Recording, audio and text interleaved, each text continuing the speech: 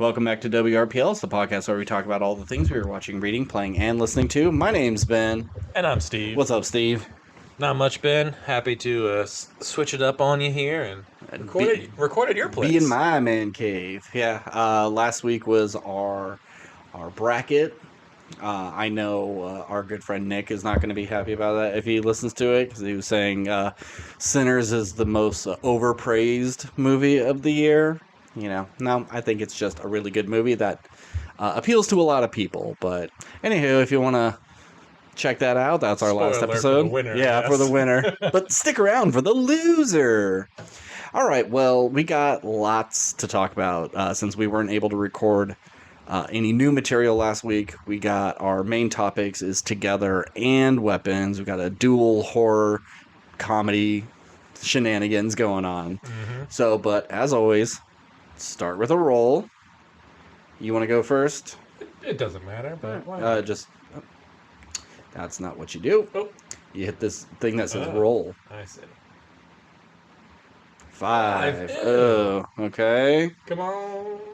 16. Damn. All right. Cool. I get to go first, and that's good because I know I probably got more than you, but we will try to keep it brief. All right. Well, I'm gonna start. I read a book. Wow. I know. I hope you're proud of me. And this is a book I think you should read. Okay. It's out of your wheelhouse. It is horror. That's kind of my thing. I'd like to get into more horror, but because I never read a lot of horror. Stephen King was like the most, and sometimes not very scary. So I wanted to get some more disgusting, violent, grotesque things. And this came up on my For You page called Bat Eater and Other Names for Cora Zeng. It is by Kylie Lee Baker. It is about Cora Zeng. It's during COVID. And it's at the peak of the pandemic, and people don't like Chinese people, especially in New York. They call them bat eaters and such.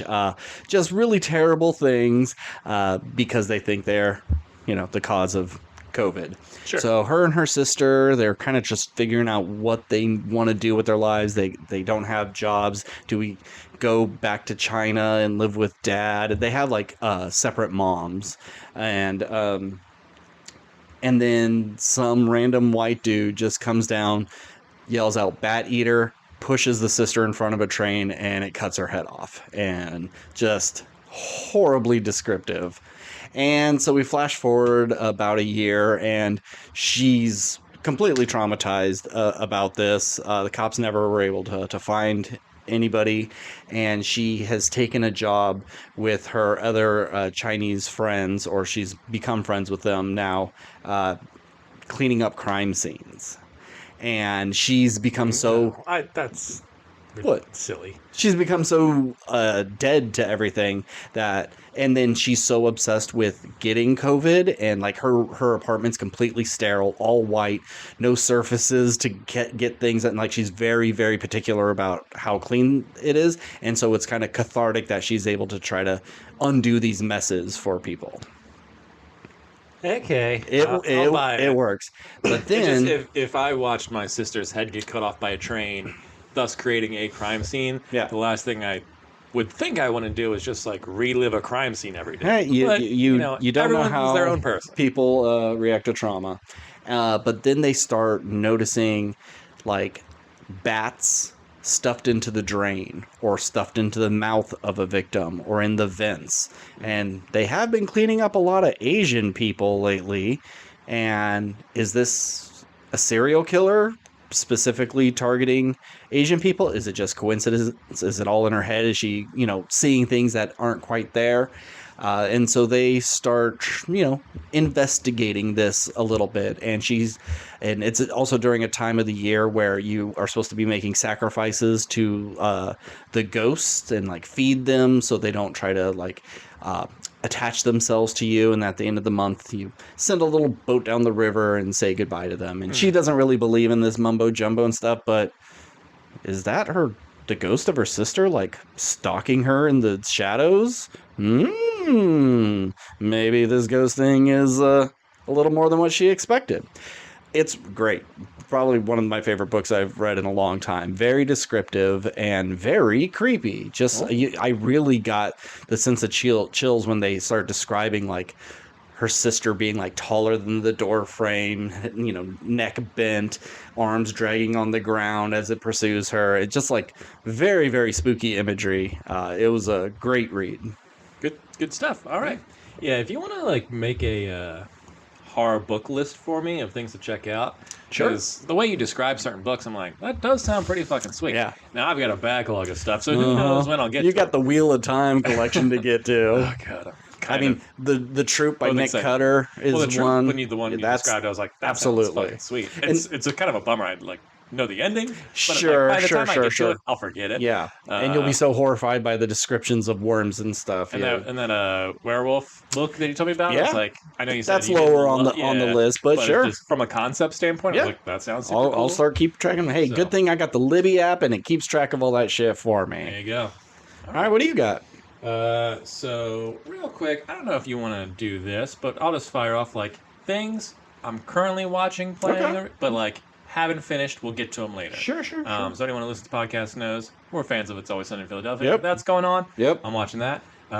Video game wise, I'm playing Overcooked 1 with my wife. I'm playing A Way Out with you. Yep. And I'm playing Tales of Iron 2 just by myself. Okay. My boss is like, I wish we can get a setup to play Overcooked as a team building exercise, because you really got to like communicate if you're working with someone. And he showed me some videos. That game looks stressful. It is. But luckily, my wife and I don't hate each other. Yeah. And there's been very good communication. Honestly, I think it's building our relationship. Okay. Then okay, go on. I'll go. What were you no, if this is just like things we are currently consuming, I got a few things of those too. And then the last thing, at least that I could think of at the moment, is I'm watching Chief of War on Apple TV. Yeah, you let me know how that is. It just reminded me so much of like C.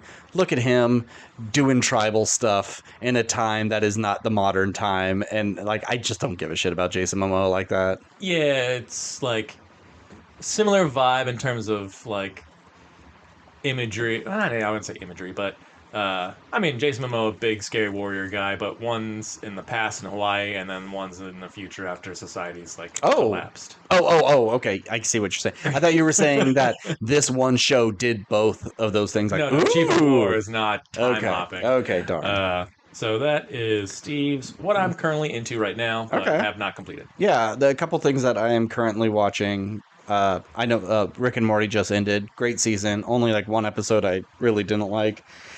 It's another aliens, and the Pilgrim and Indian alien one. It's like AVP, and it's got the president in it. Yeah, that's not very good. Now this one's like, it's like a werewolf, but it's the Easter Bunny, and it's just not that great. Twisted Metal's back, and I'm so happy. Like, I love this show so much. And I have to tell everybody who goes, oh, is that a good one? It is, but you have to realize it's also the stupidest thing you're going to be watching. It's really dumb at times, kind of extra horny, extra violent. Some jokes are super obvious, but it's just such a good time. And Lisa Gilroy's on it. She finally showed up in episode 5. She plays like a Florida swamp bug exterminator, and her teeth's all fucked up, and she's like a crazy person. So I hope there's many big things for her, because she's great. Oh, she'll be dead in this show for sure. She's just one of those. Like in life. Oh yeah, hey, she's doing those Walmart commercials. Like have you not seen those? Oh my! I've seen the Walton Goggins one, just made me. Oh sad. no, she's like woman on the street, sort of like, hey, where do you go shop for your back to school stuff, and talking to actors, and so it's like that's a good gig, being a spokesperson for a big company. Don't really love Walmart, but yeah. Yeah, it's like, does Walmart even need to advertise? They anymore? don't. That's they so really weird. don't. I know. That was my and your and I's what we're into right now. What we're currently consuming. But one thing I finished. I won't talk about it because I said I'd talk about the trilogy when I'm done. I finished book 2 of the Age of Madness trilogy in the First Law World, written by Joe Abercrombie. Book 2 was The Trouble with Peace, I'm currently into book 3 right now. So stay tuned on that review. I'm All going to right. add it to the thing I just. Well, I'll add this to this as well because I didn't do it at the beginning. I don't have news or deaths or nothing going Right. on, but I do have 2 trailers, and I don't know. I know you saw one, but the Shelby Oaks trailer finally dropped. Yeah. You know, I'm happy for the guy. Good for Chris Stuckman to being someone who was just a lowly YouTube guy who. Also, one of our topics was also just a YouTube guy. Actually, I think both of them. Anywho, the trailer looks pretty good. Yeah. You know, I'm excited. It looks pretty typical. It doesn't like knock my socks off, and especially with him having what's his face in his pocket, Flanagan. You know, if it's great, everybody's gonna go, well, he had help from Flanagan, and if it's terrible, like, man, he should have gotten more help from Flanagan. Yeah, so he's really in a lose-lose situation, but I'm excited for it. Yeah, I think, when anyone jumps into the world of horror, like a lot of times it's like, chances are it's going to be not great because horror is, a lot of people's like, oh, this is my starter movie. Yeah. And sometimes you have some really great breakouts, but most of the time it's just like, oh, here's something that's just mediocre at best. Yeah. But from a trailer standpoint, yeah, I think it looks solid. It looks creepy and scary and also like a little cheap in certain shots. Like it looks like an early mid 2000s kind of movie in terms of look at some points. But it's basically a expensive indie film from a first time director. I'm not gonna knock him for that. Yeah. But what we care about does it look scary? I think so. Yeah. So good for him. And having your trailer before a big movie like Together, like good for you. Yeah. It wasn't like a only on YouTube sort of thing. It's like a real movie. Yeah. And then there's a trailer. I don't know if you've seen this. Primitive War. Okay, we're gonna take a pause and I'll just put it on the TV for you to watch. All right. Now, for those who haven't seen it, it is a perfect this meets that is dinosaurs in Vietnam. And we've been asking for more dinosaur movies that aren't Jurassic World, and so here we go. Well, I think a lot of people look at that trailer and go, that looks dumb. That looks bad.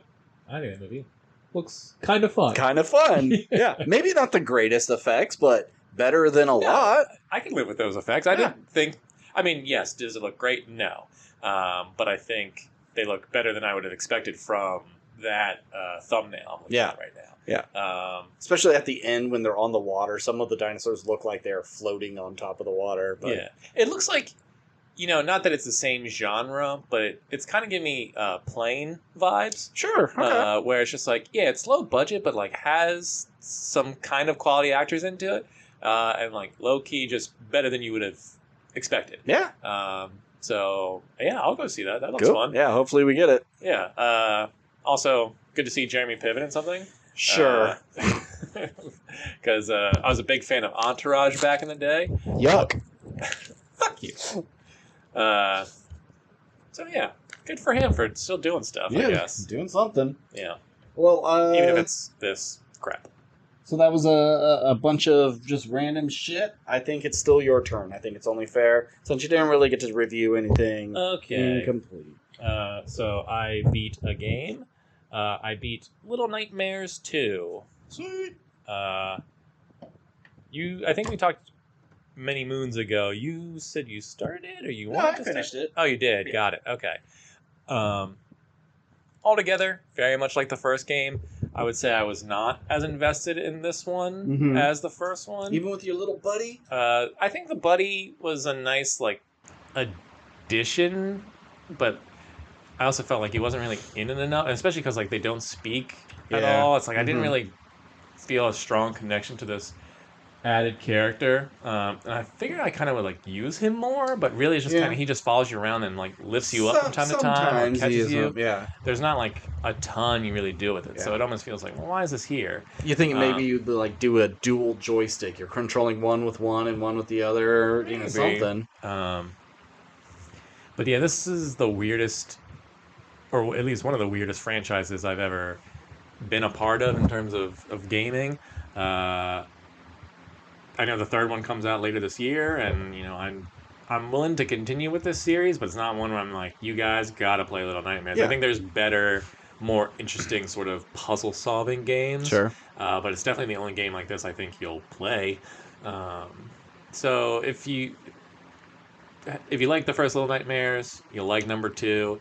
If you like puzzle solving and weird, creepy, horror esque creatures in a world you don't understand, and the game doesn't really explain Yeah. what the fuck is happening or why it Yeah, like this you're offers the no answers. there's like a Hat Man, and you become like the new Hat Man or something, or you've always been the Hat Man. The person you're saving or helping, the person that's helping you throughout the game, let's call them people, I guess. Yeah. Betrays you at the end. That little that pissed me off. No reason. Yeah. I didn't understand that unless I missed something, but that person becomes the main character in the first game, I believe. Mm-hmm. But then, yeah, you become the Hat Man or the Slender Man character, but I don't understand like what that purpose serves. And then meanwhile, there's like these other bigger humans who are trying to eat you, just like in the first game. But you don't know why. Like it's just all fucking weird. It's just weird for weird's sake. Yeah. So if you want something different, play Little Nightmares 2. Yeah. If you don't care about any of the stuff I just said, skip it. It's not a game where I'd say like you gotta play it. Was it the mannequins that like stopped in the light? Yeah. Where they met? Oh man, they fucking fucked me up. Yeah, good game, good fun game. Yeah, offers. It's not like super hard because pretty much just walk and jump and grab or you're push a button. But it does offer some challenge. But I like that you get to attack now. You get that sledgehammer and smashing those little dolls coming after you. So I'll play 3 once it becomes a free game on PlayStation, like all the other ones. I wouldn't drop $50 on this game. No, both games you're done in like 6 hours or something like that. So. And I put it down and I forgot about it, and then when I went back to it, it's like, oh yeah, this game, and there was like 45 minutes left. And I'm like, oh shit, okay, whatever.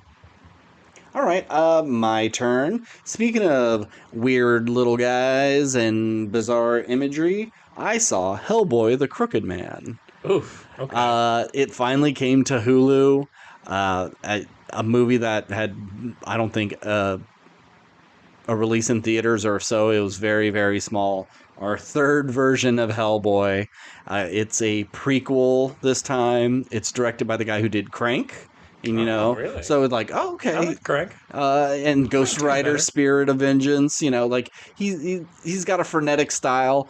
Doesn't really translate to this, but I think when you watch it, it's kind of gray and brown and kind of dull palette-wise, but he is good enough with the camera and probably the limited budget that he had that actually makes this a pretty interesting movie. It's not bad. I think I enjoy this one more than the David Harbour one, because that one's so glossy. I forgot about the David Harbour one.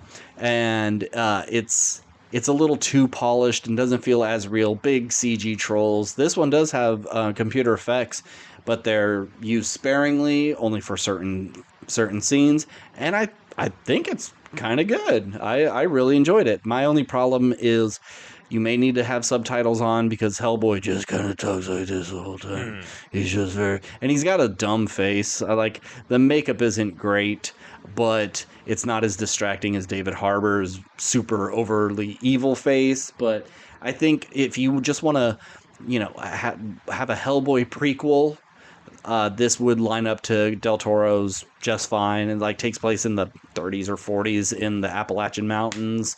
So it's like people walking through woods the whole time. You can tell the budget didn't have big spectacle, Golden Army sort of set pieces. But, if you love Hellboy and you want a little bit more, you could do worse. This one's more of just a straight kind of detective story, right? Because they're not going for action sequences. I mean, there is action in it, but it is smaller, and it is they're trying to deliver this spider back to home base, and their train derails, and now they're just stuck in the Appalachian Mountains, and there's a witch, and the Crooked Man is the devil, and coming across people who've been kind of tortured by this, and it's well, since we're here, we might as well try to solve it as we try to get the hell out. So yeah, pretty good. All right, good stuff. I think I only have one thing left. Sure. Yep. Today I finished Banshee season 1. Oh, the Homelander show, right? The Homelander show, yeah. Who's the woman? Gillian Anderson? No, it's a woman don't think I've ever seen before. And who could be bothered to learn women's names? Well, I think she's like a Ukraine. She was a former. I could be wrong. She might have been a former like Ukrainian actress or something Okay. like that. Like her name is fancy, and I won't even begin to pronounce it if I remember correctly. Anywho, yeah, Banshee is about starring Anthony Starr, who everyone may know as Homelander. I think it ran from like 2013 to 2016 or something like that. 4 seasons. So season one, basic setup is uh, Anthony Starr plays a thief who goes to prison for 15 years, and then when he gets out, He's got a certain set of skills. no, Okay. he mis- you know, unintentionally becomes sheriff of a small town by taking the identity of a sheriff who Oh. died in the bar that he was at. Okay. In the town that his former partner now lives in with her husband, and sort of like turns the town upside down. And this show, kind of fucking sweet. That's what It I've is. heard. It's very much a dude show. Like every episode, he's banging somebody. There's boobs every episode. There's action every episode. Logic, don't really worry about it too much. But if you just want like a good time, it's pretty solid. It's for the small. It's a small town in Pennsylvania, and I don't know. Like this town is it's so small. It seemingly only How has. small is It's it? so small. It only seems to have 4 working police officers, Okay. including him. Like you never see any other police officers in Yeah. this town that also like has run-ins with bikers. And there is a local Native American population that like this town's so small, but is big enough to like have a casino. Okay. Apparently, that they're. I guess part of they're kind of like in the background. Yeah. They're gonna be like I think become bigger players in like season 2 and stuff. There's an Amish community, and like the main villain of season 1 sort of is a former person who like left the Amish life and now just kind of became like the gangster of the town. And then just like hilarity ensues, and he has to fight and kill everybody every episode, and it's. Oh, see, I always thought it was we found a dead body. What happened to this lady? And then you're discovering who the killer is. Nope. I thought it was that sort of show. Okay. No, like he was in prison for 15 years because he took the fall for the girl on a job that went bad, and the job was against her father, who was a gangster. So he's another villain of the series. Is like he's looking for his daughter, who he hasn't seen in 15 years, and also like this guy who he's wanted dead for a long, long time. Anywho, but if you want a show just like that, you can like kind of turn your brain off and just see like some kind of just old school badassery, like Banshee's. Okay. Banshee's a good time. Does he do it in an American accent? Yeah. Okay. And it's weird because like from a character standpoint, like episode 1 becomes sheriff of this small town, and it's never like there's no montage of him like going through a police book to like learn Sure. how to be a policeman. It's just he's just instantly good at his job. Now obviously he like breaks the rules sometimes, and some of the officers are like, this guy's a little cuckoo. Like, this is our sheriff, but he's our boss, so we gotta listen to him or whatever. And does nobody recognize that he's not that sheriff? So they kind of, like I said, you kind of have to Suspend your belief on certain things, because the sheriff, like, he meets him in the bar, and 2 guys come in to like shake down the bartender for like money, and the sheriff like he establishes in conversation like, oh yeah, I don't have any family, I came from Oregon. Like it was his first day in town, and he gets murdered. He like never met anyone from the town. Sure. So the only people that knows he exists is your main character and then the bartender, who was a former con, and like they like kind of link up and become friends. But yeah, every chick is a smoke show that all want him, and that's ridiculous. And it just seems like a 15-year-old boy kind of wrote the show, but like in the best way, because despite it being like silly, it's just real fun to watch. So yeah, we'll see how season 2 through 4 go, but from a like first season, I had a good time. Okay, cool. Yeah, it's always been something that I've been told you should check this out, but I figured it was something else, and so I never bothered. What's it on? I'm watching it on HBO Max. It was a Cinemax show. But yeah, I mean, if you want like deep storytelling and like interesting, like real thought out characters or witty dialogue or whatever. It's not really about that. It's just Okay. you want to watch a dude kick some ass. Banshee's the show for you. Okay. The last few things I have, they're both kind of anthology things. One's a Okay. movie, one's a show. I'll do them real quick. I watched Eyes of Wakanda on Disney Okay. Plus. 4 episodes, half hour each. It's all done? It's done. They dropped them all at one time. Oh, wow. It's like they go, hey, thanks Ryan Coogler for everything you've done with Black Panther. What else do you want to do? Oh, let's do Ironheart. Okay, well, nobody gives a shit about this. Like, drop a ton of them at one time. Oh, how about Eyes of Wakanda? Oh, the thing that made us $1 billion before. Get some backstory on that. Fuck it, drop it all at one time. Like, they just don't give a shit about this guy who made one of the most popular movies of the year. But whatever. So each story is told in different time periods. I think the earliest one is like 1200 AD, and each story is really kind of about sending someone off to go reclaim Wakandan technology that has been stolen years ago. And they're even though in 1200 they know how to manipulate this and actually use it for technology. They have like flying machines and communicators and stuff like way before anybody else.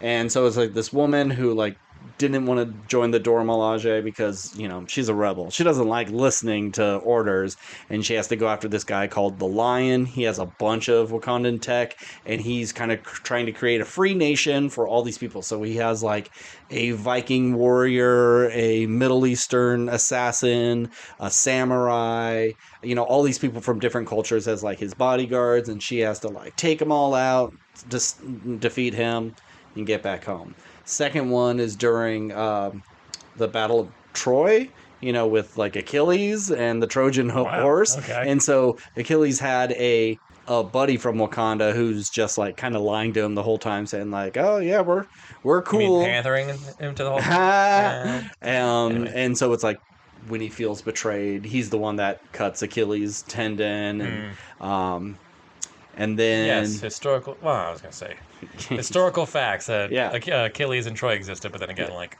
Wakanda doesn't exist. What the fuck am I talking about? Sorry, go ahead. Third one is a man is going to China to get a piece of vibranium that was like sculpted into a statue that these people are worshiping, and then that generation's Iron Fist stows away on his ship, and so there's a female Iron Fist in Wakanda, and they have to fight it out. Lots of good choreography in that one.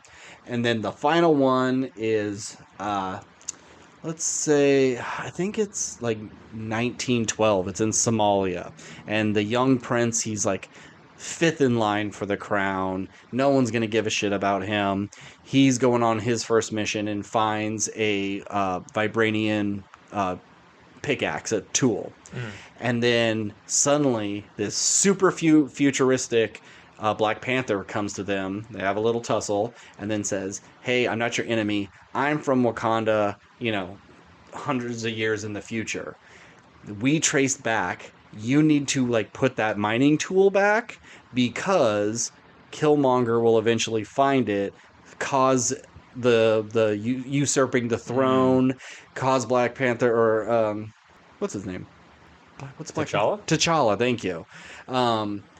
He needs to be able to fight it back, and then we are able to be aware in the public. We can't be hidden anymore, because in the future these aliens are going to come down, and we're going to be so stubborn with revealing ourselves that they destroy like the whole earth, and we only start fighting once it's too late. So we need to be united with the rest of the world." And so he's like, "Shit, I'm going to go do this thing and technically fail my mission by not getting this thing, and people will look down on me, but if I'll be the one that saves Wakanda in the future." And it's all 4 of them are super beautiful, really fun, great action. It's awesome. I loved it. It reminded me of Predator, Killer of Killers, just without like the herky jerky, cut frames that it has. It's really nice, and it's, you know, has moments of levity and great action, and I would hope we get more. I'd like to see other small stories, but you know, who knows. Yeah, where's our previous Sorcerer Supreme stories? Yeah. Where are those at? Where's all those? Yeah. Doesn't have to be Wakanda. Yeah. So I recommend that. That was longer than I expected to talk about it, but I was just so excited. The other thing I watched was Freaky Tales with Pedro Pascal and a bunch of other people. It finally came to HBO. It's like, How many Pedro Pascal movies have you seen this year? all of them, you know? Eddington, Materialist, Fantastic Four, Freaky Tales, and The Last of Us. So he's been having a banner year. Does he have anything else coming out this year? I don't know. I think he deserves a little time off. And it's just, and he's not like the main character. It's like the first story is these punks who they have a venue and for music, and the Nazis keep showing up and kicking their ass, and they're like, we gotta fight back, and they do, and they start like murdering these Nazis. And then Sweet. Second story is these two young girls who want to be like hip hop stars, and they get invited to do like a freestyle rap with like the big name of the time. And third one is the Pedro Pascal, where he's like an enforcer collecting on debts for the mob, and it's his final day. He just wants to run away with his pregnant wife and have a happy life, but then of course something tragic has to happen.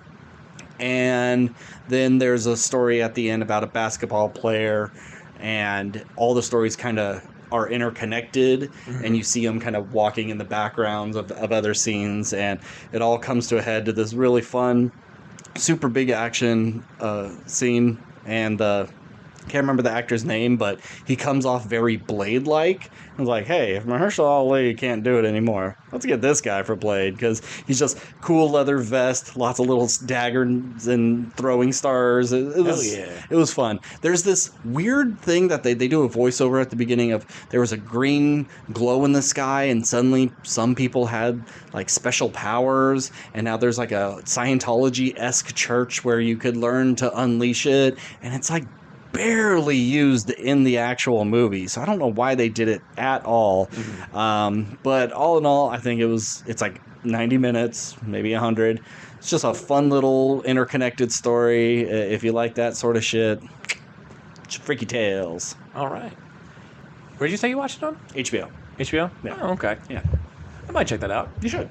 What I want to know is, just from like watching SLC Punk and Green Room and all this stuff, it's like, I don't know why Nazis go up to punks. Like, punks punks hate fucking Nazis. Yeah. It just seems like, if you're gonna be a Nazi, like, go beat up on some people that, like, the old Asian lady at the corner market. like people who don't fight back because you're a big old pussy boy. Yeah.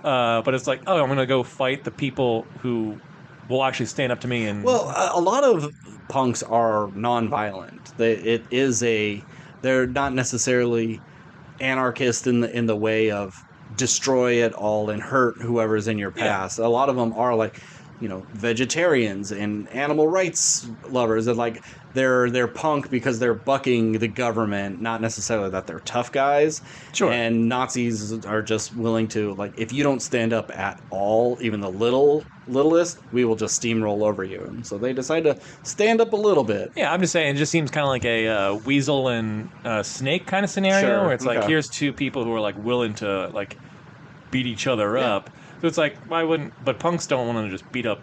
At least to my understanding, generally don't want to just beat up on innocents. No. So it's like, you're just picking the fight with the one people who will like fight you. So just they're why like don't two you just be sides of a Nazis? coin. Or actually, don't be a Nazi. Yeah, don't do that. Yeah. They're like, they have almost this very similar ideologies about extreme measures on things, and they enjoy the same type of music. It's just their kind of belief system.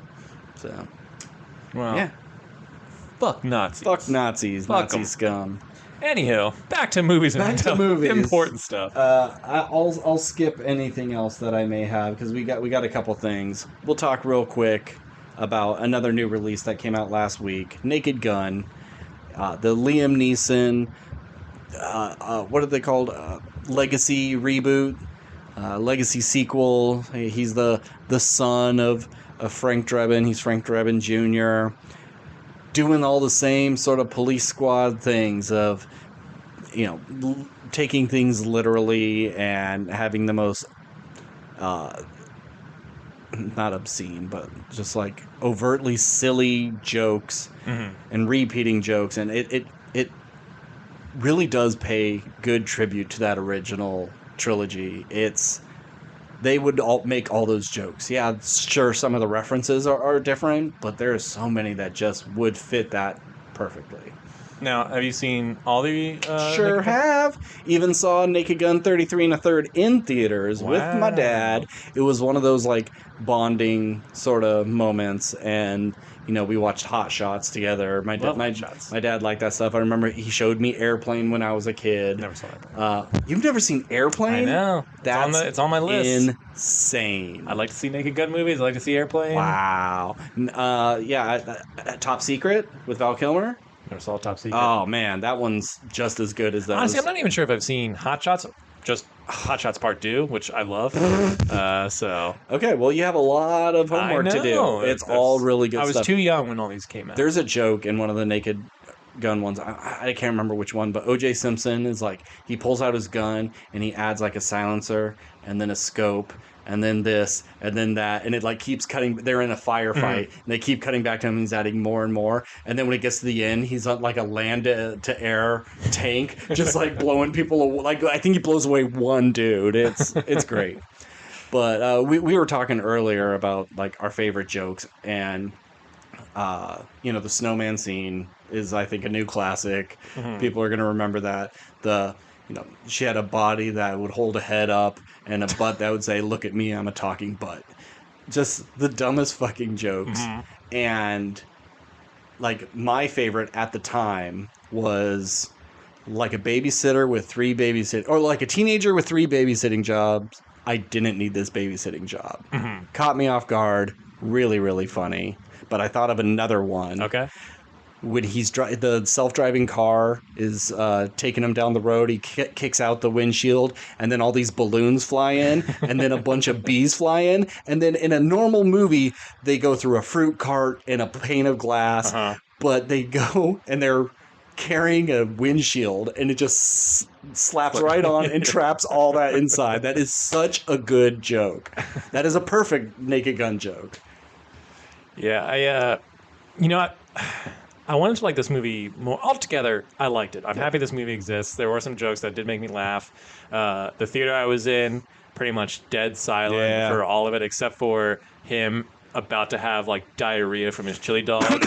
Like, that's the only time like the theater like united in a joke. People unite with poop jokes. You know, people love body humor. My roommate hates farts. If you fart in front of her, you're dead to her. She will not talk to you ever again. And she's laughing at fart jokes. So it's like universal. Even if you think they're the dumbest thing, they're going to make you laugh. Yeah. But the whole movie, like, I really wanted to love this movie.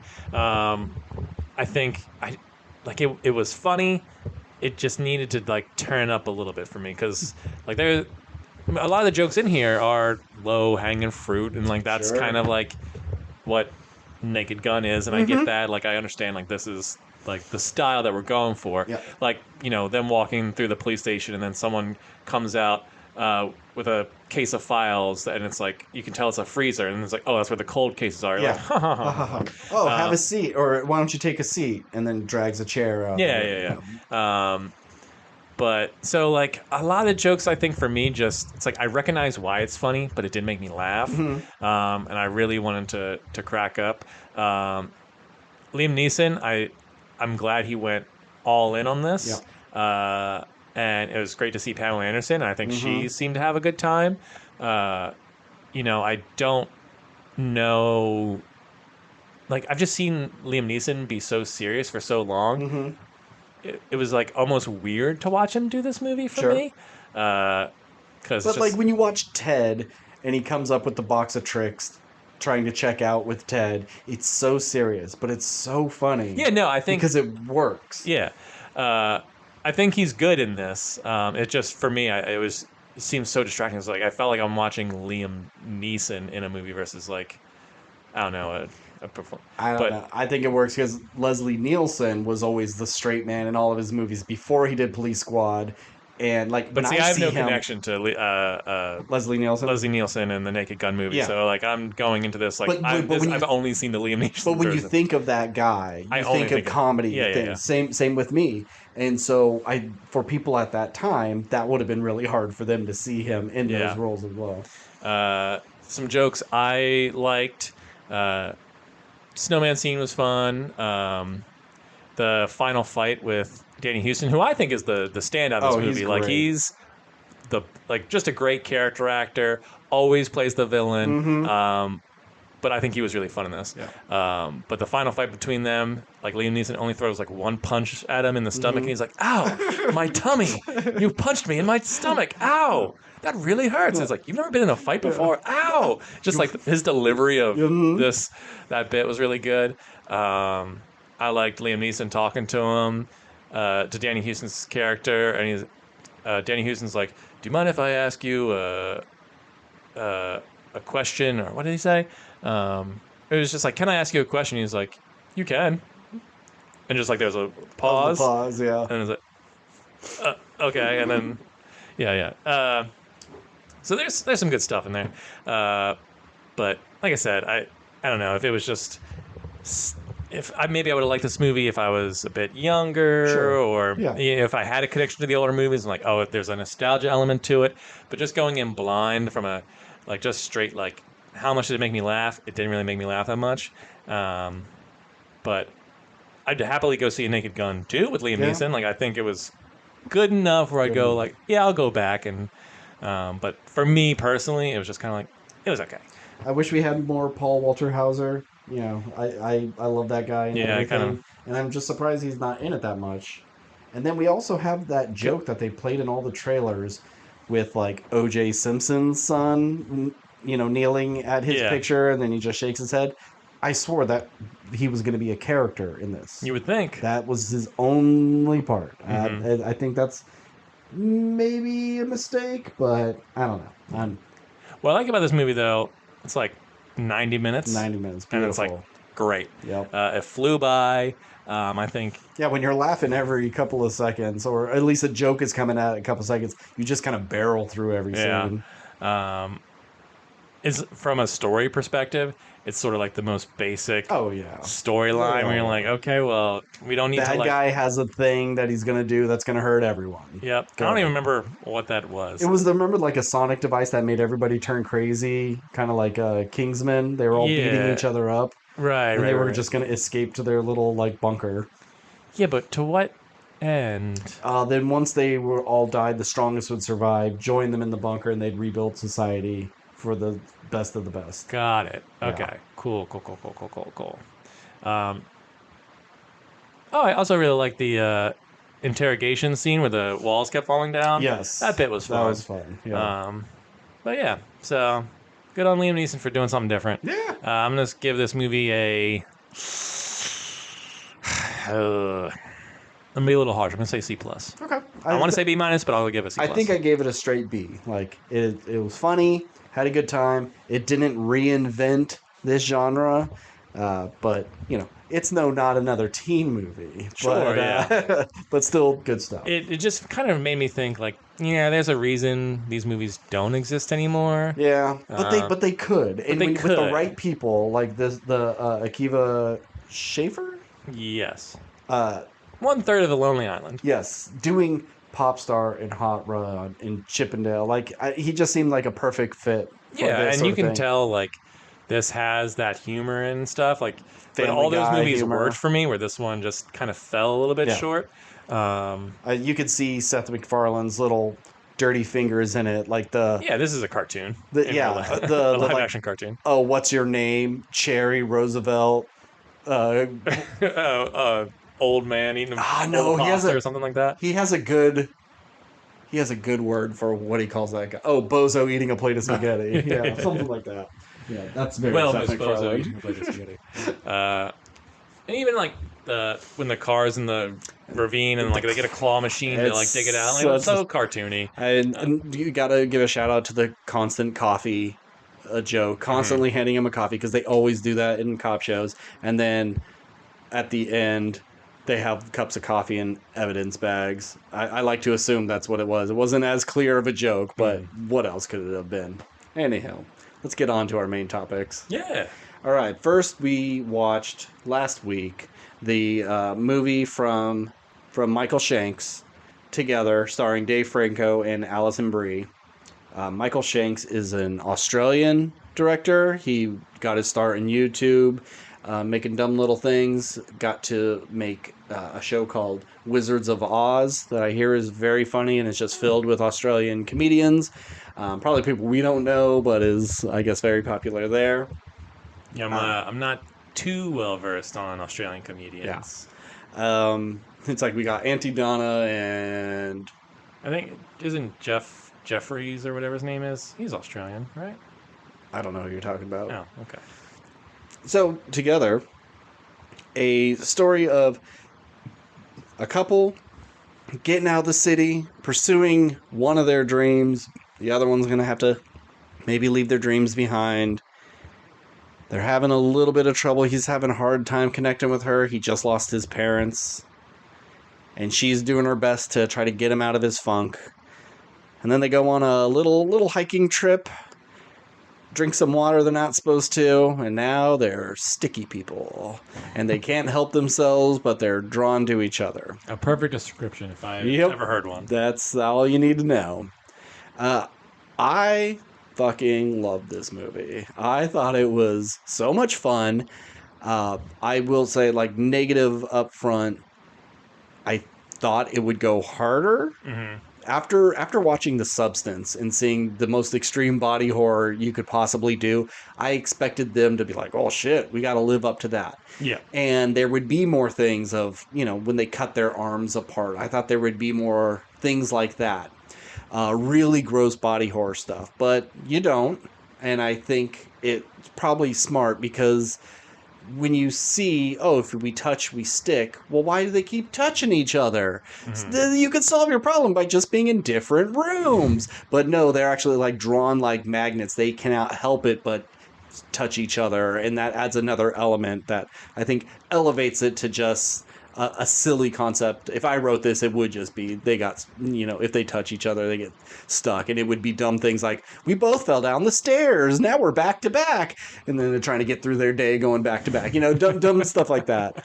But everything else I really liked. I think the body horror is good. I wasn't planning, because whenever I see a movie with my roommate, I always just say, hey, why are they stuck together? Is it going to be a vague metaphor? Is it going to be something, a jewel, a radioactive comet? What is it going to be? And so we always try to make guesses, and I just assumed, and it's funny because I did this kind of like 2 weeks in a row. I said, I don't know, it's like a witch. And I was wrong on one, but 100% right on the next one. And I was perfectly fine with it not being anything. It's just a metaphor. They go home, they're isolated from everybody else, and this thing just keeps happening to them. Mm-hmm. And I was fine with that. But I think their backstory of why it is happening is pretty good, and I enjoy it, and how it all shakes out at the end. Yeah. I enjoyed this movie. I had a good time. I think it's fun. It definitely feels like if this was someone's indie film or fresh out of college or first time director's first real movie, but I think this is his first real movie. Yeah. It's like, that's a pretty good start. If this came from I don't know. Who's it? If this came from Flanagan, I'd be like, it's not as good as I was expecting. Sure. But I think it's a solid film. And I like both these actors. I thought Dave Franco was a little annoying in this movie because he was so whiny and also. But it's also his voice. I know, and I know it's his just voice. That. I don't want to discredit him for it. Because I don't think he's a bad actor or anything. No. He's a teeth actor. He just kind of talks through his teeth all the time. But just because he was also so like codependent and stuff in this Yeah. movie, and just kind of for me when I usually see him, it's usually in small doses, and I always like Yeah. him in those small doses. So him being in this, 90+ minute movie, I'm like, ugh, I'm getting a little tired of old Frank over Yeah. here. And Alison Brie, who I've loved for a very long time, Mm-hmm. I think she was really good in this movie as well. It's weird because they've always been kind of like I feel like not leading actors. Yeah. Even though she was the lead on Glow, and Glow's a show Sure. I loved, and Mhm. everyone go watch Glow. I think she's gotten some lead roles. They're just in smaller movies that nobody sees. Like Yeah. that one with John Cena, and they're naked for some reason. Don't know what you're talking about. Yeah. You don't know what I'm talking about? Or you do know what I'm talking about? I mean, I know what scene you're talking about. Okay, I don't but you know the movie. Yeah, it's like you can't name that movie because she's not in a lot of I mean, stuff. I watched Horse Girl, kind of. Yeah. But anyway, That's so another movie that was being said the idea was stolen from another idea. Alison Brie, what are you up to? What are you doing? So anyway, performance-wise, I enjoyed them both. It's kind of a cute, fun thing that they're actually married in real life, Yeah. and here they are playing a couple who, aren't really getting along right now. I thought the beginning, so the opening of the movie is two dogs drink from this mysterious well, and then because they're searching for the missing couple that we find out is missing earlier in the film, or later in the film, and you just get the guy. That's the director. good for him. I always like when directors put themselves Yeah. in. I imagine some people go like, that's so like pretentious or whatever, like so like, I would do look it. at me. It's like I would 10,000% do it. It's like, why wouldn't I? Like, I'm gonna give myself some credit here. I'm not going to give myself a line or the funniest joke or anything. I'm just going to be the guy who is mowing his lawn, looks across and sees an old lady running across the yard. That's me. Yeah. But we see that from drinking this well, these two dogs have begun to fuse together in a quick little shot. I wish it lingered a little bit longer. Yeah, I couldn't tell how their faces were merging. Yeah, but you can tell, like, oh, that looks gross. Yeah. And we can expect to see something like that in the future, I imagine. Surprised that dog didn't come back. It would walk up to the house or something, or I don't know. Yeah, did they, just put the dog down, mid-transformation? Yeah. Because, if they just waited, they would just have a brand new dog. Yeah, it didn't take that long. And the girl does a little picture of it. And but then I guess, the dogs probably aren't willing participants, so they wouldn't actively fuse where... I mean... We'll get into the lore there. Their heads were already mixed. I don't think you're pulling away from that. Well, no. We'll get into it later. Anyway, but I thought the beginning of this movie, I was like, oh, man, this is, kind of scary. The stuff with the mom... Oh my I God! So scary. Really effective too. Really effective, yeah. It reminded me of Midsummer when she was talking about her brother killed her parents by putting the exhaust up in their face, and just you don't know you're in a dream yet, and Alison Brie's just like, can you ask them to go? And you look at the foot of your bed, and then your dead father and mother are there smiling back at you. Really effective stuff. I wish we had a little bit more of that at the end. I agree too. The cinematography and the filmmaking was so strong in the beginning, and then we kind of relied just on the flippy, twisty, magnet pulley stuff. Yeah, because I thought all that was very effective and scary. It's like, okay, that's setting the tone for this movie. This is what it's going to be. It's going to be real freaky. And then, they go on this hike. They fall into the well. It's mysterious. Why does it look this way? There's church pews that are imbued into the stone or whatever. What's that about? And there's bells all around. Yeah, him after he drinks the water and the place is breathing with him. I thought was effective and really a cool shot, but also kind of scary. It's affecting you. We are kind of as one. But then him in the cave talking about what happened with his mom. Yeah, I went home, found her. She'd been laying next to this dead body for God knows how long. Yeah, constantly just putting her makeup over and over and over. The look on her face, all that's that's a movie right there. That's so scary and fucked up. And then after that moment, we don't get any of that ever again. Yeah, really. It's just this is the conduit to why he's fucked up, and why his music career is not taking off, and why he's so codependent. It's just all this shit is ruined. He's not having sex with Alison Brie. But yeah, so I think there's some really great horror filmmaking in the beginning, and then we leave all that behind, and then especially in the back half, it just becomes a horror comedy, which I always struggle with like tonal shifts in movies. Sometimes they work. A lot of times I think they don't, because I've already like for 45 minutes to an hour have been like invested in this movie, and now you're telling me at the end it's not the movie that you've been watching. And like I think all the jokes work and stuff. I enjoyed it and like laughed.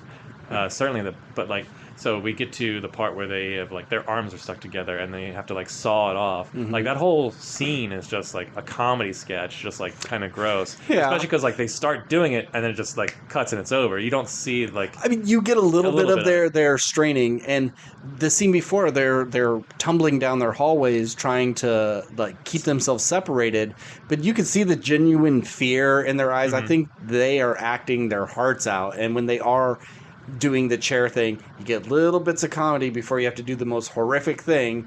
They do cut a little early, I think, but just that cut of them sitting across from each other, it's hilarious. It's very funny.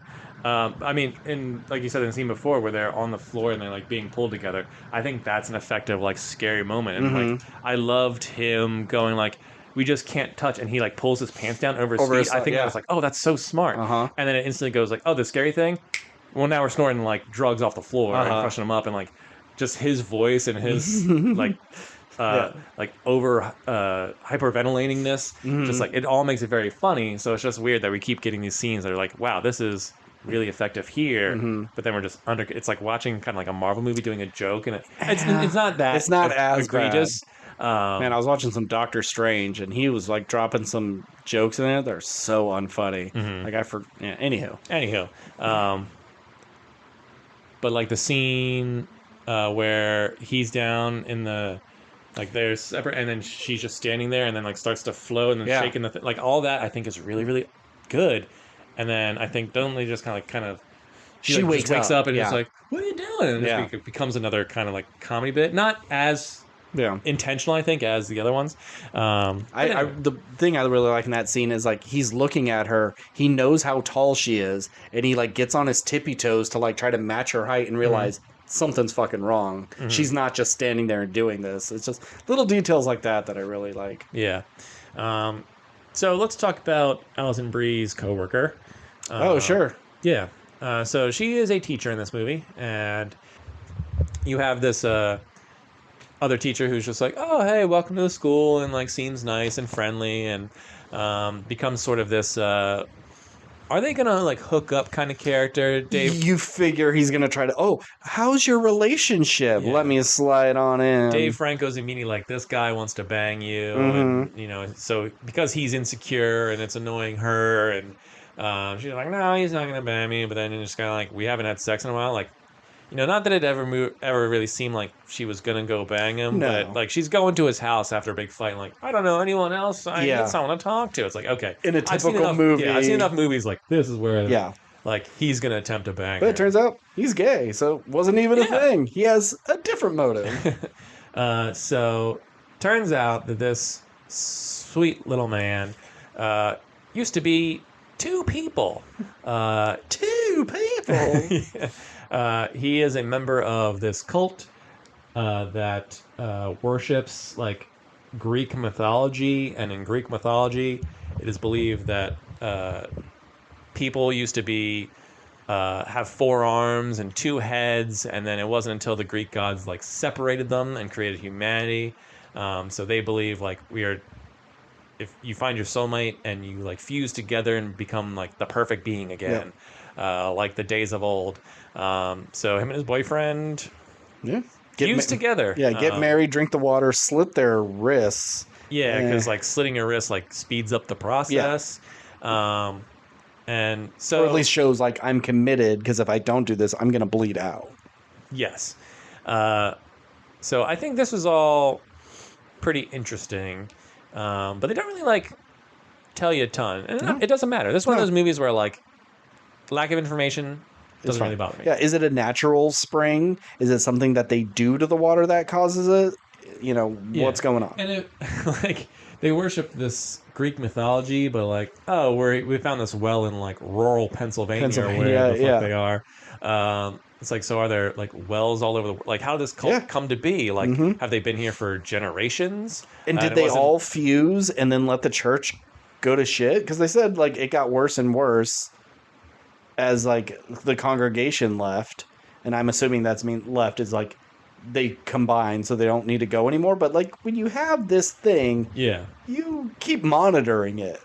Yeah, and it's like, okay, so this couple fused together and they like live in this town, so they had to like come up with, like they had to create a social security card and like Sure, or they just use but one like of I them. was waiting for the twist to be like, oh, like most people in this town Yes, were in this, and like because yes, one of the things like they find these bells in the woods and the bells led them to the well or whatever kind of thing, and there's that same bell in front of his door, and at the end of the movie after they've done their thing, there's a bell outside their house. I was like, yeah, oh, the camera's gonna pan out, and you're gonna see all on these streets. There's bells everywhere. So yeah. it's like, oh, okay, that's why like no one has like said anything about this. They've Yeah. all kind of just done it. This is what we do. But And the they're movie's so small, it doesn't it care to doesn't do yeah, that. it doesn't do that. But yeah, you could have just had a bunch of like really androgynous looking people working at the school and just like, oh, they're all kind of very Tilda Swinton-y in here, you know?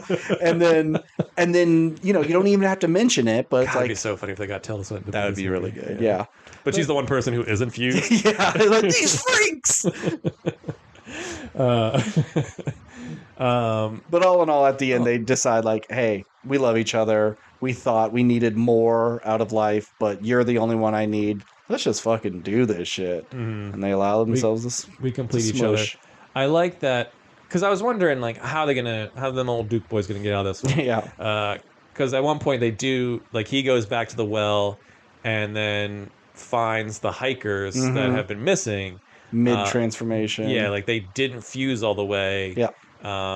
Because I guess either he died. He stabbed himself in the neck while they were fusing. While they were fusing to try and save her. So it just stopped. So they just stopped the transformation. Which that was poor just lady. like this gross monster man person. Very very disgusting looking. Cool little creature. But yeah, so then they go like, fuck it, we're gonna fuse. Well, she slits her wrist. Yeah, like if I die, then you can be saved. Yeah, it's like, yeah. no, I'm gonna die. And like, I like that he stopped the bleeding by like fusing with her. I thought that was really fun. Yeah. Like I like when they do things with the body horror that like makes sense in world. It isn't just kind of like all we're doing is fusing. Like, oh no, there's an additional thing here. Yeah. And I didn't expect there to be nudity in this movie. Yeah. So I mean, good on them for doing. And like, oh, and she's no stranger now. No. Yeah. But I mean, I didn't expect to see penis in this movie. I know. I imagine prosthetic. Prosthetic. Yes, I know. But stretchy penis. I couldn't my watch God. that scene. That was hard. I had to like. I had my head down and only like caught like a glimpse of it. I was like, ugh. Yeah. Because the idea would just my butt was so puckered. Yeah. That was hard to watch, and her just going like, sorry. Rip. Yeah. I almost felt it. Anyway. Yeah. So they fuse, and then her parents, I think, show up, or they were scheduled to show up. Or no, it was her parents because his parents are dead. Yeah. And then they answer the door, and it's just a fused version of these two. It's kind of like, oh, isn't that kind of fun? Like, what would your kids look like if you had kids? Did you hear them talking about it though? They're like, couldn't they have been hotter? I feel like they just got like kind of the worst parts of us, and like, yeah, they're both attractive people, but you don't want to go like. You could tell it's his eyebrows, but if he gave like her big old eyes, it would be like, I don't know. I think it was a great fusing of them. Yeah, for me, they didn't need the voice though. It just looked like. And I don't think they actually look like this person. It just, once they answer the door, it's like my first thought. I thought it just looked like Tig Notaro. Okay, yeah. I was thinking, what's the like a younger version of from SNL who always wears like the crazy colorful stuff? The one who's always messing with Colin. Yes. What's her name? I know exactly what you're talking Yeah, about. I got that vibe. But yeah, Tig Notaro is probably a better. So yeah, I mean, altogether, I like this movie. I think you could have definitely, expanded on the world, but it wasn't necessary. Like I said, I'm not sure how much I love like tonal shifts, and then it becomes a horror comedy or whatever, intentionally or unintentionally. But at the end of the day, did I enjoy this movie? Yes, I did. So I'm going to give it a solid B. Okay. I give this movie an A-. One of my favorites of the year. Right now, probably top 5. I loved it. I love that for you. Yeah. I'd say my only real complaint is the fusing at the end. Yeah, not clean. Yeah, it's like you could tell the body is CG because it's all ribs switching around and stuff, but you could still see parts of their actual face, and it looked like a totally different color than the rest of their skin. It stood out too much. And I figure this is your big money shot.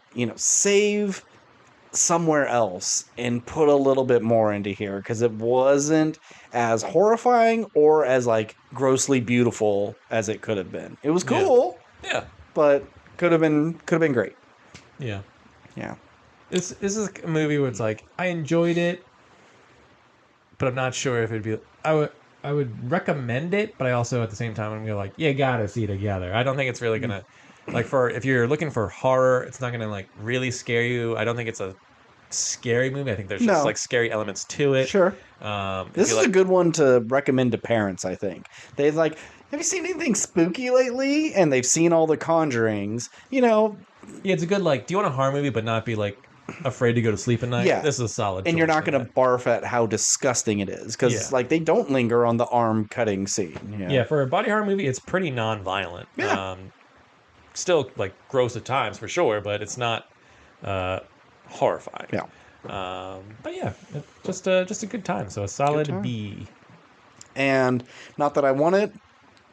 Easy sequels. That well's always open. Together. Yeah, together. You gotta get the number there. And you could do anything. Now they're trying to force people to do it because, like, what their parents show up. How do you explain it? Yeah. And it's like, I'm never going to convince you that we drank from a well and we merged as one person. No matter how much information I could give you, your parents are going to think you're full of shit. It's like, do you just force it on them and go, sorry, only way to convince you is making you guys go through together? Yep. Yeah. But easy sequel, you could just campers, anybody can stumble upon this thing. Someone starts bottling it and putting it out in the world. Yeah, and see, my question is, like, how can you only do 2? Like, that'd be a fun if you get to the third one. It's like, okay, not necessarily a throuple, but maybe it's like a love triangle thing where it's like, both these boys love me, and I love them in their own way, but, like, I can only choose one. Was like, maybe you don't have to. The guys are fighting like, I don't want to be mixed with that guy. I want to be only with you. Well, you could only have me if it's all 3. And then it's like, the one then they have to like try and kill each other because like, oh, I'm going to be the one that gets her. Sure. And then it's like, or, do they not kill each other? Maybe the dudes just fuse and they're like, fuck it. If we can't have her, we'll just have each other. Because they were best friends all along. Maybe. Can you fuse unless it's with someone that you actually love? Or is it just, well, we drank it around the same time and we're the closest to each other? Because even though they seem to really care for each other, it's not like they were soulmates, really. There could have been an opportunity where within a year they would have broken up. He would have moved back to the city. So it's like, are they really meant for each other? Or is it just like the water just acts out of convenience? Hey, you two drank it. You two touch first. Boom. It's going to be you no matter what. No, I think, the way that I interpreted from how the movie like presented it was like, by the end you could say that they were soulmates. Like they truly did love each other, so that's why it worked. They were willing to give each other over to each other. I think that whether soulmates or not, I think if you just accept it and enjoy the person enough. Like I imagine 2 like really good friends could become fused. Okay. It doesn't have to be like we're in love with each other. It's just like we have a connection. But what if it was 2 strangers and we're okay with it? But I think the movie's saying like, oh well, those wouldn't work because obviously those people wouldn't want this. I don't think like the guy killed himself, stopped in transformation. The dogs. You don't really see what happens to them. They might have the owner might have just pulled out a gun and blew it away or whatever before it got the chance to fuse. I thought there was a line or something along the lines of just like, they have to sort of like willingly accept it. But obviously if you're 2 strangers, I don't think you would start to fuse, but I think you would naturally like go against it and you would never fully do it and you become a monster because you're just trying to like pull away. That's what I thought. Like the only way it can work is for 2 people who allow it to happen. That was my interpretation. Well, let's get to our other spooky movie. Another director who got their start in a kind of a different field, the world of comedy. There's something about comedians that just make really good horror movies. We have Zach Kreger, his follow-up movie from Barbarian. I mean, not really follow-up sequel-wise, but his latest thing. Uh, Steve, I recap the other one. You give us the quick synopsis. What's Weapons about? Weapons is the story of a small town. I'm going to say in Pennsylvania too, Why because everything I not? watch is in Pennsylvania. Why I like not? it. No, a small town where 17 kids mysteriously disappear in the night from the same teacher's classroom. Only one student of hers does not disappear, and this movie is the told through the viewpoints of several characters, uh, trying to figure out like what the fuck is going on. Why do they do this? Where do they go? Why this teacher's classroom? Why was this one student the only one left? And how do we find these kids? Yeah. And then hilarity ensues. Yeah. Bravo to the marketing team. Didn't know one kid was left. Thought it was the whole thing. Didn't know it was told in chapters from different people's perspectives. Never saw any of Aunt Gladys in any of the trailers. Like, this is Anything- what you do. Anything of importance was left out. Yeah, really. like I knew someone was going to get hit by a car. I Yep. didn't know it was going to be Benedict Wong until it started getting that way. I had no idea of, not Taron Egerton. What's his name? Alden Ehrenreich. Yeah. You know, him and that junkie. Like, there was so much left out of that trailer and just focused on, look at these kids running into the dark. That's really spooky. And why'd they do it? Tune in. And gotta say, this movie blew my mind. I fucking love this one. This movie is pretty sweet. Yeah. I respect a lot about it. I think all the performances are really good. I enjoyed the unique storytelling of it broken up into chapters from different characters' point of views. Yeah. He said it was like Magnolia gave him inspiration, and I just recently watched that, and very much like that. It's like Magnolia meets Hereditary, two movies I really like. Yeah. Although I'd like to rewatch Magnolia. It's been a long time. Anyway, performances are good. Story structure I really enjoyed. And some very effective, scary stuff. And some pretty good jokes, too. And some pretty good jokes. This movie is quite funny at times, but I never felt it was a horror comedy. It was just a horror movie that happened to like have jokes in it. Yep. Versus Together, which kind of felt like a horror comedy at the end. Sure. Like Get Out. You wouldn't call that a horror comedy, but there's stuff that makes you definite laugh, jokes. yeah. I mean, those may have like, with his buddy who works in TSA telling actual jokes. Sure. And this is kind of like, especially at the end. I'm not going to jump to spoil it, but there's always this phrase of, if you have a bad movie, win them over in the end, because that's the last thing they're thinking of as they're leaving the theater. And this movie didn't need to do what it did so hard. You already won me over through all of it, but my God, not only is it like the funniest part of the movie, it's one of the most horrifying parts. And it made me leave with such a smile because I didn't expect it to go those places, and it did. All right, so let me ask you. First off, we'll just spoil the villain. It's a witch. It's a witch, which was hilarious because talking to my roommate, like, why are these kids gone? And she was saying, oh, it's probably a signal that only their young ears can hear. And, and then when they showed like a radio tower, I was like, oh, I think you got it. But then it's like, oh, well, then why not all the kids at the school? And I did the same thing. I said, I don't know, a witch.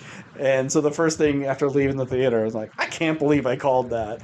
Like, I didn't actually call it, but... And it made me so furious that, they gave you the answer in the first, 10 minutes of the movie. Oh, yeah. He wrote witch on the car. It's like, oh, the Chekhov's witch. Chekhov's witch the entire time. I'm like, I'm so goddamn dumb that I should have been like, okay, well, that's the answer. It's gotta be. Anywho, but as you were watching this movie and more of the story was unfolding, were your ideas of what was going on changing, or you just really never had a clue until kind of like Gladys shows up? I didn't really think too much. Like, what was your original? I mean, I know you just made the joke of just like a witch, but like, yeah. did you have any sort of like actual thought on it? When I never put too much thought into which being the actual answer. Sure. And so my first thought was like, okay, what would I do in this situation? Look at all the videos and see what direction they're running, draw lines on a map, and see where they intersect. Like, why wasn't that the police's... Why wasn't that the first fucking thing they did? That's the only thing that kind of like drove me nuts about it. It's like, I can get behind like inept police officers. Sure. And maybe they did,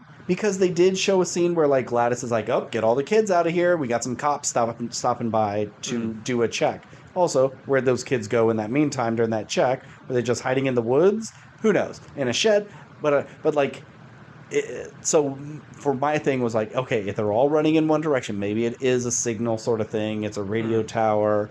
But I kind of just let the movie take me on its journey, because as soon as we start building up to some information, boom, cut, go to the next person. And then we learn a little bit more, and then boom, cut, next person. So it was hard for me to like try to piece it together as it was going. So I just went along for the ride, and it wasn't until they start mentioning Gladys, I was like, okay, she's up to no good. Auntie Pennywise, I've seen her called on, my God. on Reddit. I don't know this actress. I looked her up, and she's in a fuck ton of things. I'm just not familiar. She's been around for ages. But man, what a stellar performance. Mm-hmm. Amy Madigan, I think is the actress's name. You can remember that woman, but not the woman from Banshee. I see how it is. Well, one has a very...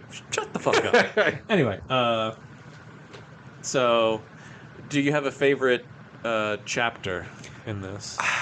They're all so good, but I kind of like Alden Ehrenreich's chapter. Me too. And I saw a TikTok of someone saying this was the low point of the movie, and like, I don't think so at all. I think all the junkie stuff is really funny. Him breaking into the house. I mean, did they have separate things? Were they separate chapters? The junkie and the cop. Well, yeah, you get the cop stuff first, and then immediately after that. Okay, so I think those two being like back to back, I think is really good. Just him going in the house and looking at the video games, and then going like, "Oh, Willow," and then getting scared. I wonder why he chose Willow of all movies. It's funny. As soon as he said that, I was like, my immediate first thought was just like, "Oh, Ben's gonna love that." I have that Blu-ray. But just like Alden Ehrenreich just being kind of a shithead, cheating on his wife so easily. It took him like no effort really to start drinking again. Also, June Diane Raphael, what is she doing in this movie? Just out of nowhere. To see her. Good for her. And getting stabbed in the face with the needles. Like all that whole section I thought was like really funny and was so different than everything else that I was wondering like where was that gonna go? And I think it paid off. And like, yeah, let's establish these two not so great characters, so when we have to murder them, you're all right with it. Yeah, I agree. I think I liked his or maybe both. Like you said, both of those guys kind of like back to back, because I think some of the best like scary stuff is him like going through that house. Yeah, like him going down the basement and they all like turn really suddenly. Freaked me the fuck out. Like that'd be so scary. Just like in terms of things I've thought about, like just the idea of like going into a house I don't know, looking into the basement, and then you just see like someone standing in the darkness. Yeah, I can't imagine anything scarier. And then they just suddenly like look at you. They did. I watched a review today.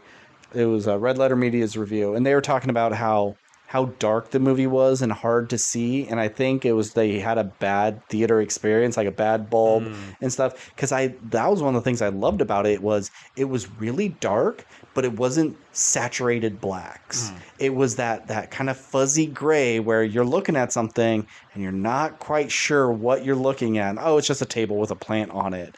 It wasn't so dark you couldn't see what was going on. Like when I think I can't remember. It's maybe Josh Brolin is in bed. It's someone. And then they like look down the hallway and the camera shifts into this dark hallway. And it's like very, very black at the very end on one thing. But everything else is just enough shadow where something could pop out of anything. And then we just move back. And then, of course, jump scare on the ceiling. But just really effective dark shadows, but not... I don't. It's not AVP Requiem. That's for damn sure. Thank God. Yeah, what was I going to say? Favorite scene, favorite chapters. Favorite chapters. Yeah. Spooky house. I think the little kid was good. Yeah. Alex, I think, Alec or Alex. I think so. One of them, whatever. I thought he put in a pretty good performance. Mm-hmm. You know, kind of being the, I would say, like, by the end, you would think this movie is the Julia Garner movie, and Yeah. her and Josh Brolin definitely like the two leads. Sure. But like, I think this movie is like that last chapter with him. Yeah. Because you get the most of Gladys and like Mm-hmm. what she's doing and why she's doing it and how like all the like you're getting all the payoff. Mm-hmm. And I think it all really like. The only thing that I'm kind of like, I'm surprised he wasn't like more horrified. Sure. Because it's like he comes home one day, and like, yeah, my aunt is weird, but it doesn't really seem to think much of it. It's just like another old lady who like looks kind of weird, but then like comes home and is immediately just like, "What'd you do to my parents?" Yeah. And then the parent like watches his parents stab each other in the face over and over again, and it's just like, make them stop. It's like, why aren't you just like screaming or like freaking out? It just, I think she needed to scare him a little more. Like seeing that was scary, but she just like kind of sends him up to his room and says you can't tell anybody. I think she really needed to kind of like put the fear of God into him. well, it's like I can believe that this thing would be the fear of God in him. It just didn't really feel like I didn't feel like that kid like reacted at least how I expected him to.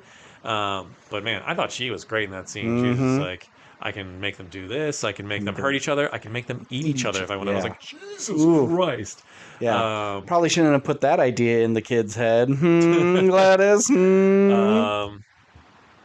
But I kind of like how resourceful the kid was, and like just he was following orders. Yeah. Clearly, he didn't want to do this, but I like that he was like an active participant because you wouldn't think that like he would be. Yeah. But he's just kind of like, I'm just here to feed everybody soup and keep them alive. Yeah. Are they pooping?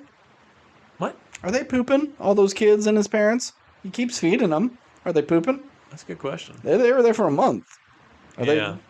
they? Or is it like the energy of being in that trance takes all the food? Who knows? But I bet that basement's pretty stinky. Yep. I think you're right. Yeah. I never thought about that. That's a good point. And also, like, when it came to his kids, when I started kind of realizing, oh, she's a witch, she's controlling people, she's making them run this way. Okay, he's getting picked on so much, he's going to be game to be like, hey, I see what you can do. Can you get revenge on them? She takes it to an extreme, and now he's in too deep. Yeah. But it's like she's doing it to get her youth back. And we see a little bit of it with when she arrives at the house, she's very decrepit. And then once she gets the parents under a spell, she's a little more lively. Now she has 17 young bodies in the basement, and she doesn't really get that much younger. Yeah, I mean, that was one thing about this movie. I was like, I wish I kind of knew what her deal was, because from the movie we can just, it's like the lady, the mom, Alex's mom is just like, oh yeah, I haven't seen her in like 15 years. So we can, like, let's assume she was a normal woman at some point. Like, did she discover witchcraft in the past 15 years? Or was she always a witch?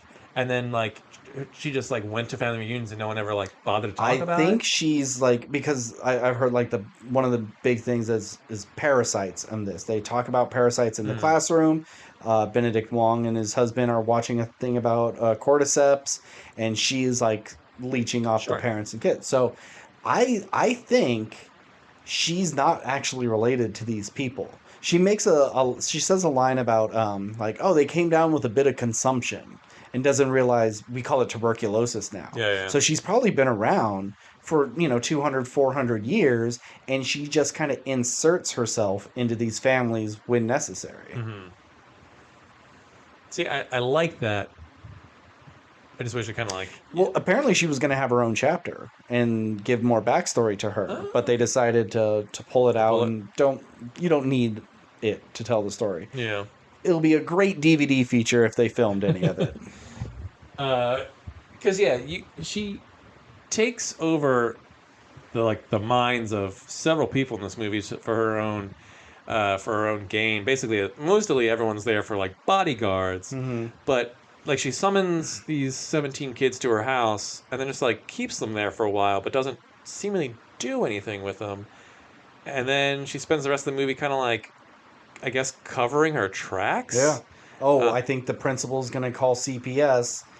How am I going to handle that? Just kill him. Have him die, have his husband die, kill the teacher. I just wish it established like, and maybe it did. I just missed it, but like why it's taking so long for her to? Because it seems like all she Yeah. needs to do any spell is like, I need a piece of Hair.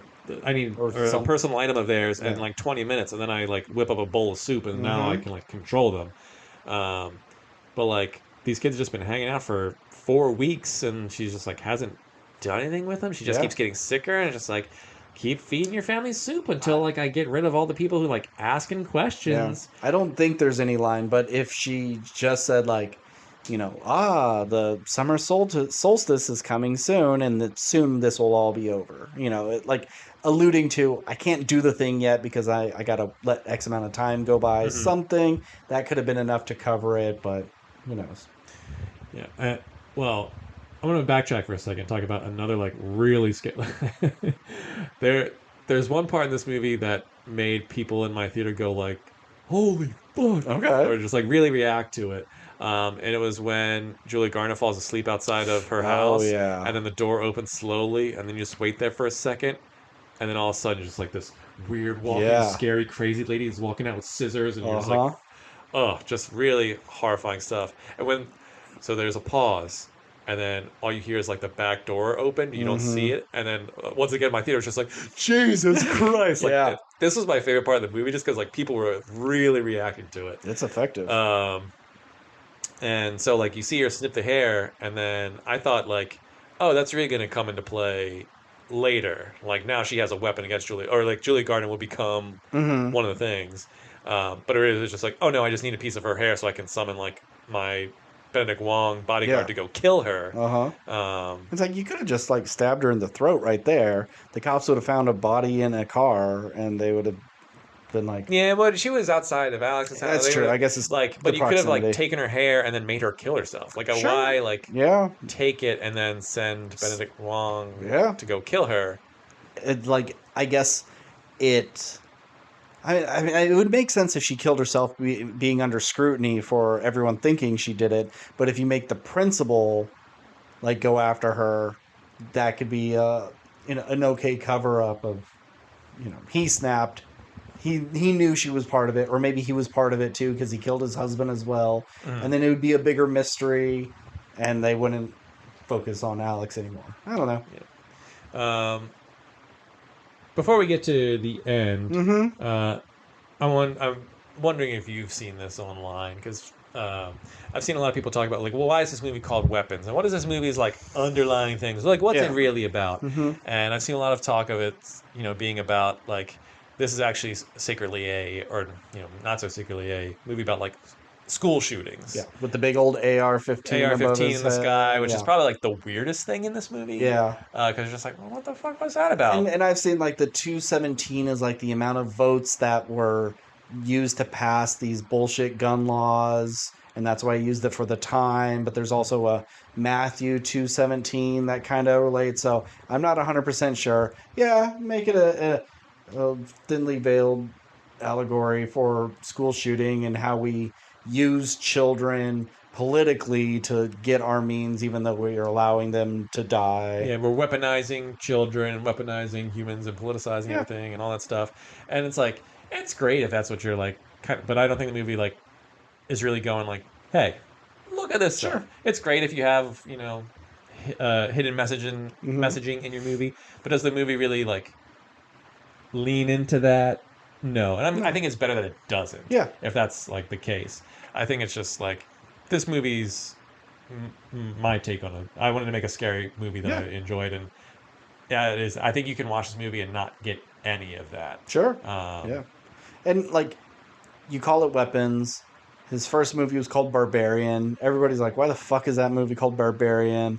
And it's like, oh well, it's like Airbnb, and it's like he had all these different reasons why to call it Barbarian. mm, And the guy that keeping the woman in the basement, that's a barbaric thing to do, but it's not maybe the best title for what happens in that movie.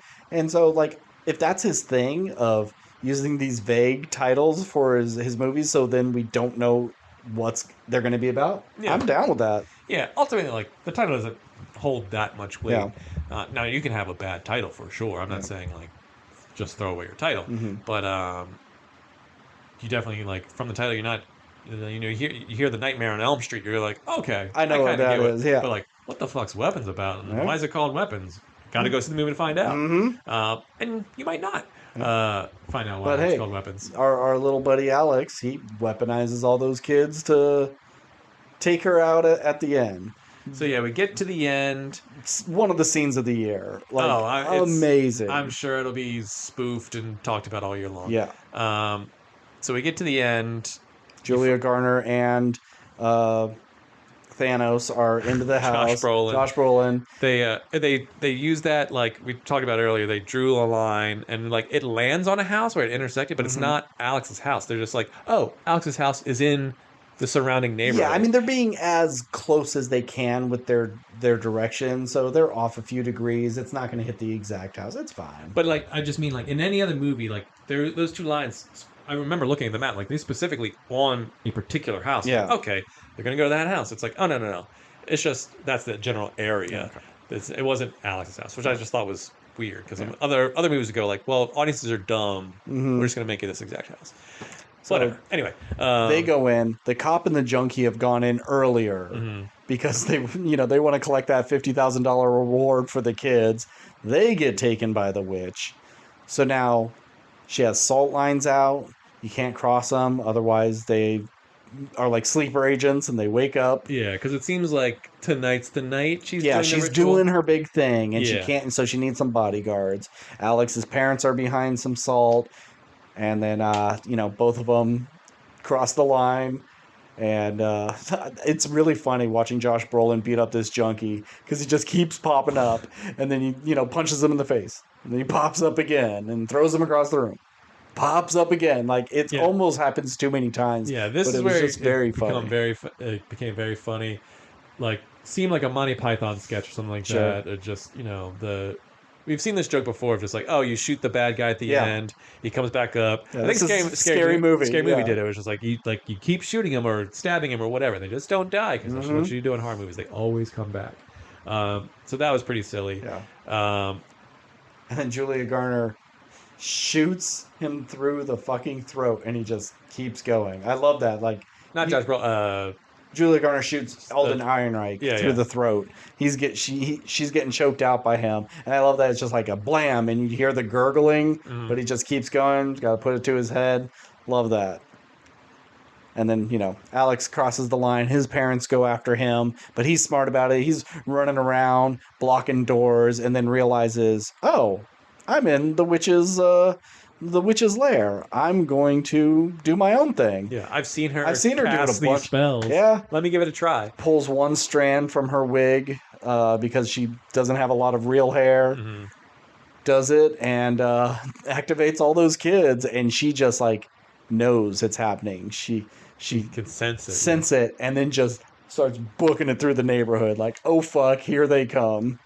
And there's a lot of real fun camera work in here, and just Terminator children just bursting through doors and windows, just 17 kids like running through this neighborhood. It's like World War Z zombies, just like rolling through people's houses, like causing mass destruction. And I love that you can hear the families are like, Hank, there's a woman in the house, and then all these kids come through. Yeah, that whole sequence was very funny. And like I mentioned before, like the guy mowing the lawn, you just see between two houses just this old lady run by, and it's very quiet. Pause. And then 17 kids come by. It's so good. Yeah.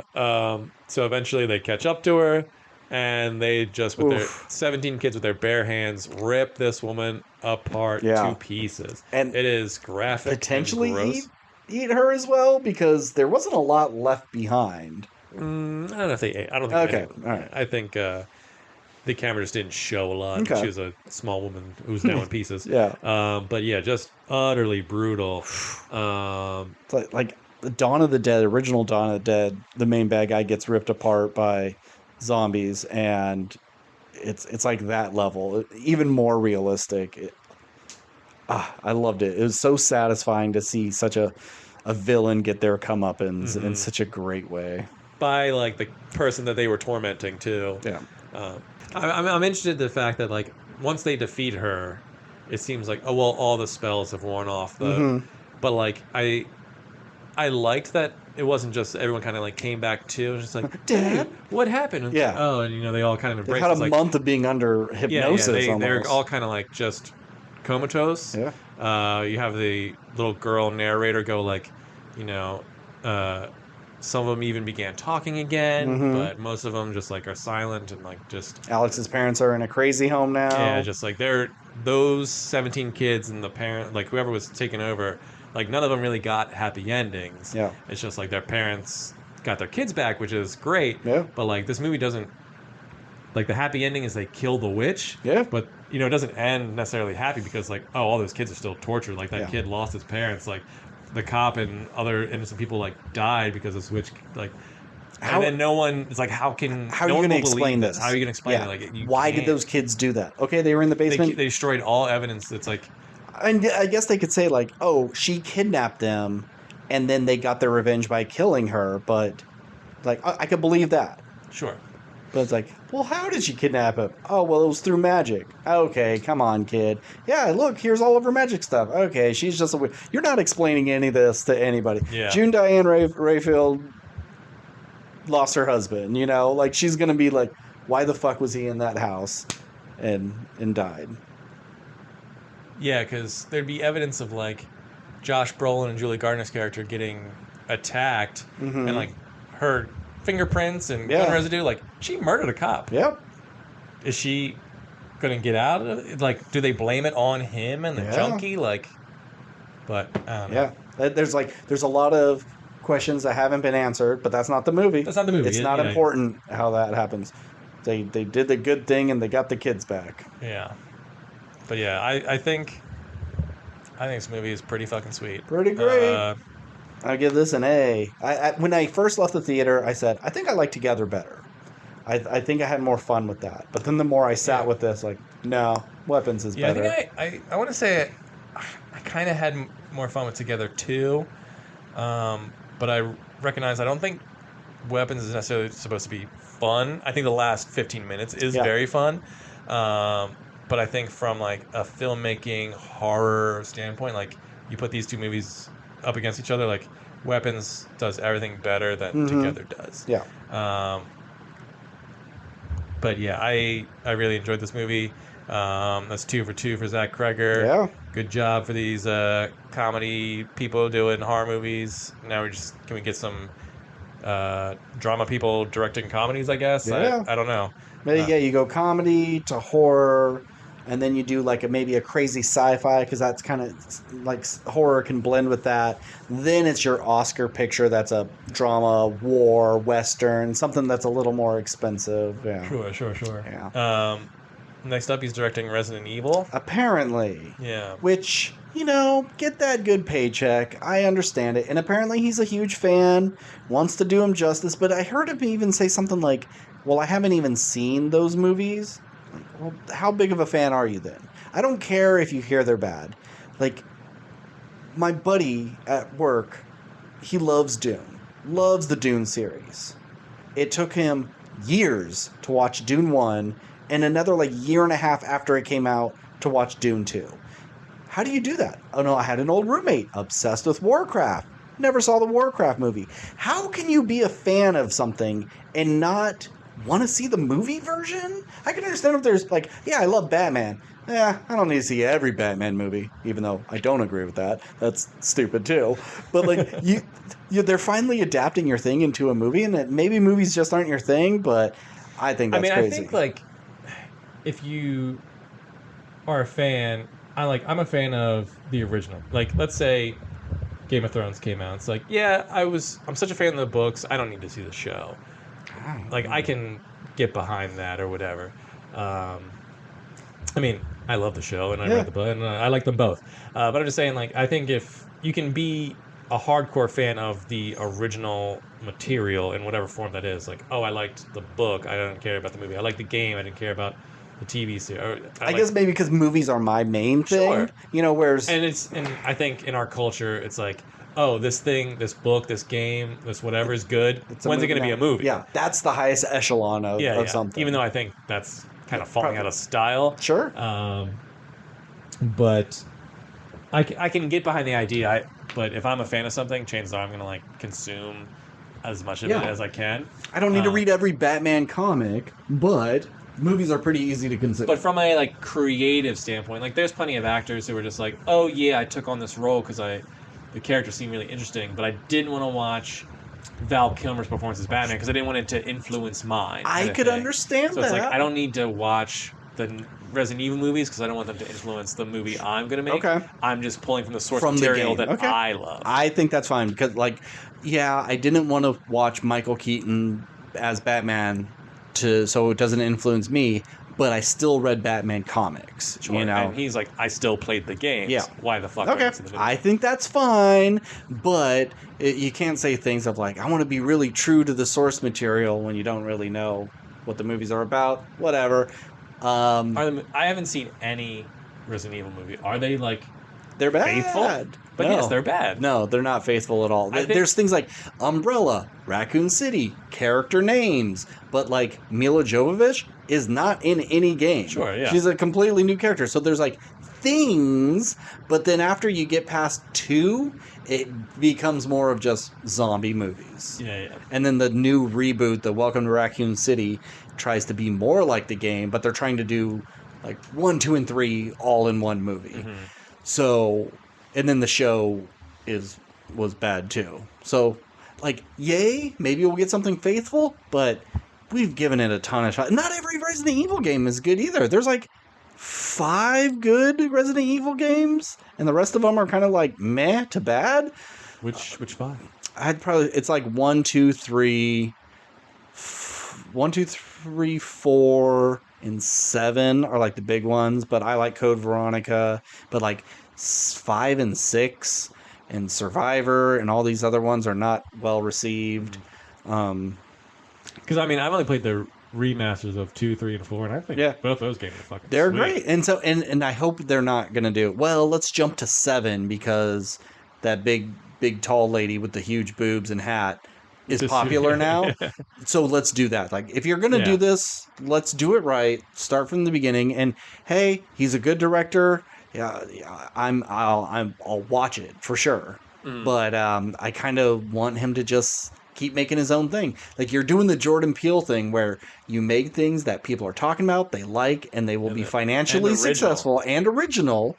And so now you're creating new IP. You can start writing your own ticket and not have to do any of that.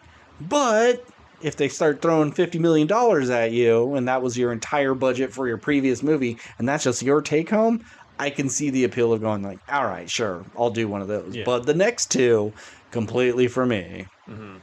The interview I saw with him, and I could be misremembering,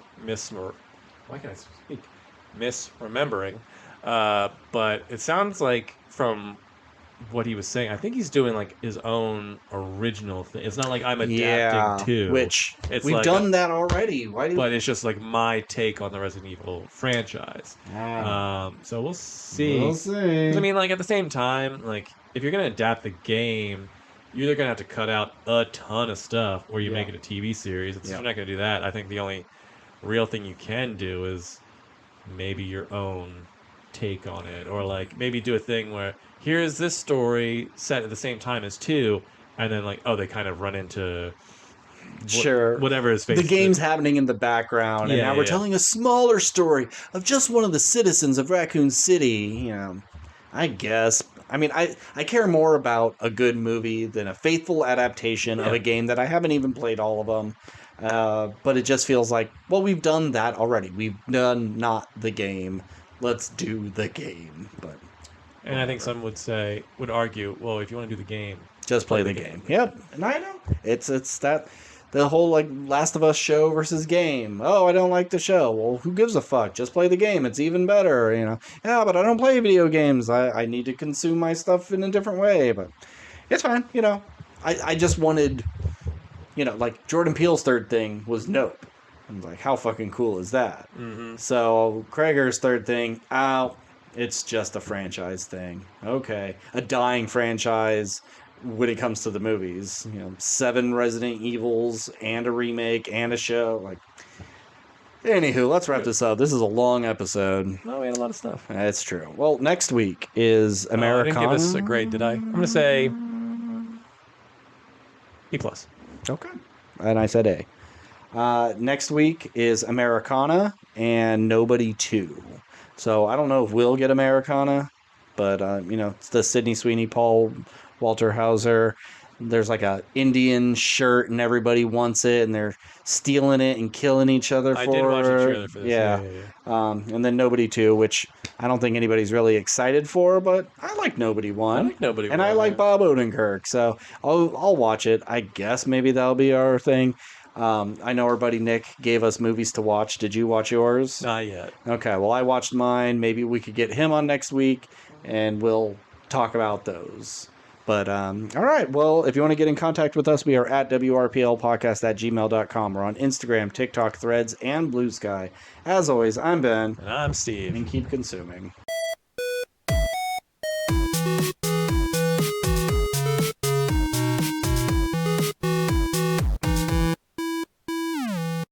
Fuck Nazis. Fuck Nazis, Fuck Nazi 'em. scum.